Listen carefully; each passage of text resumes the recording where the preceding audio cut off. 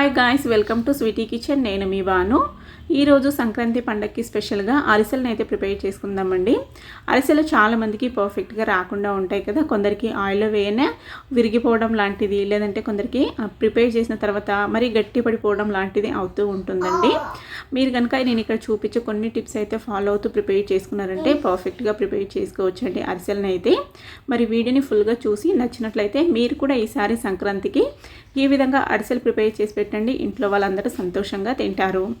దీనికోసం బియ్యంని ఒక 20 గంటల దాకా అన్నట్టు మధ్య మధ్యలో కలుపుకుంటూ నానబెట్టుకోవాలండి.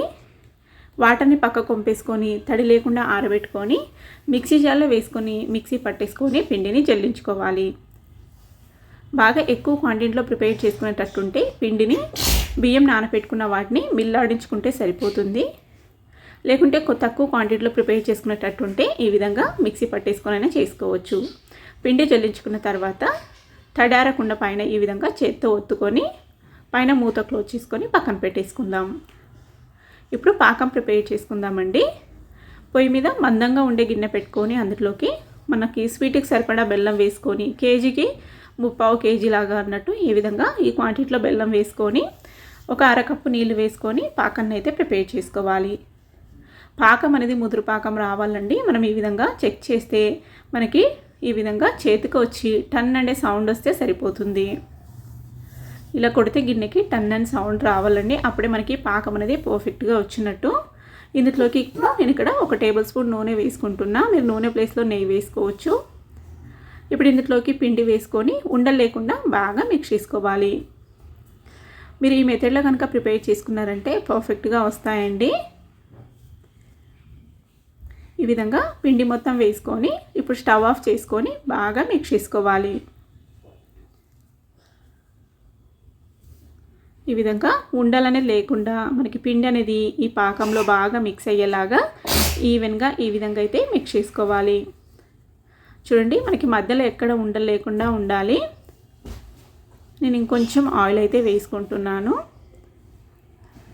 మీరు కావాలంటే నువ్వులు ఇప్పుడే వేసుకోవచ్చు, లేదంటే తర్వాత కూడా మనం అరిసెలు ఒత్తుకునే టైంలో కూడా నువ్వులు అయితే వేసుకోవచ్చండి.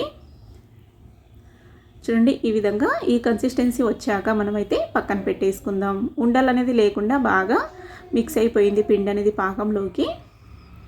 ఇప్పుడు దీన్ని పక్కన పెట్టుకొని ఒక ప్లేట్లోకి మనము నువ్వులు అయితే వేసేసుకుందాం. కొద్దిగా చల్లారిన తర్వాత ఈ విధంగా ఉండల్లాగా చేసేసుకోవాలి.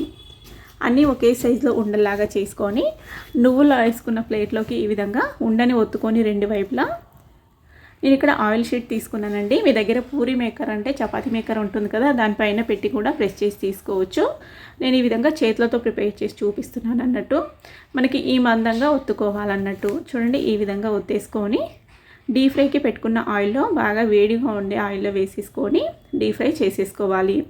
వేసిన వెంటనే కదపకుండా వేసి పైకి తేలిన తర్వాత నిదానంగా టర్న్ చేసి తీసుకోవాలి. ఈ విధంగా నా దగ్గర అరిసెల చెక్క లేదంటే అందుకే ఈ విధంగా పొటాటో స్మాషర్తో అయితే స్మాష్ చేస్తూ ఈ విధంగా ప్రెస్ చేస్తున్నాను అన్నట్టు ఎక్స్ట్రా ఆయిల్ పోవడానికి. అన్నీ ఇదే విధంగా ప్రిపేర్ చేసేసుకోవాలి. మనం టర్న్ చేసేటప్పుడు కొద్దిగా నిదానంగా టర్న్ చేసుకోవాలండి, లేదంటే మనకి ఇవి విరిగిపోయే అవకాశం ఉంటుంది. చాలా సాఫ్ట్గా ఉంటాయి కాబట్టి. చూడండి, ఈ విధంగా జాలిగడ్డలోకి తీసుకొని పైన నేనైతే ఇక్కడ పొటాటో స్మాషర్తో అయితే ఈ విధంగా ప్రెస్ చేస్తున్నా. ఈ విధంగా కూడా చాలా ఈజీగా ప్రిపేర్ చేసుకోవచ్చు. అన్నీ ఇదే విధంగా ప్రిపేర్ చేసుకుంటే అయిపోయిందండి. ఎంతో ఈజీగా మనకి చాలా పర్ఫెక్ట్గా సంక్రాంతి స్పెషల్ పిండి వంటల్లో ఇది ఒకటి కదా. చాలా ఈజీగా ప్రిపేర్ చేసుకోవచ్చు. ఇంతకీ రెసిపీ నచ్చిందో లేదో కామెంట్ చేయండి. రెసిపీ కనుక నచ్చినట్లయితే మీరు కూడా ఈసారి సంక్రాంతికి స్పెషల్గా ఈ విధంగా అరిసెలు అయితే చేసి పెట్టండి. ఇంట్లో అందరు చాలా ఇష్టంగా తింటారు. అలాగే టేస్ట్ కూడా చాలా బాగుంటాయి.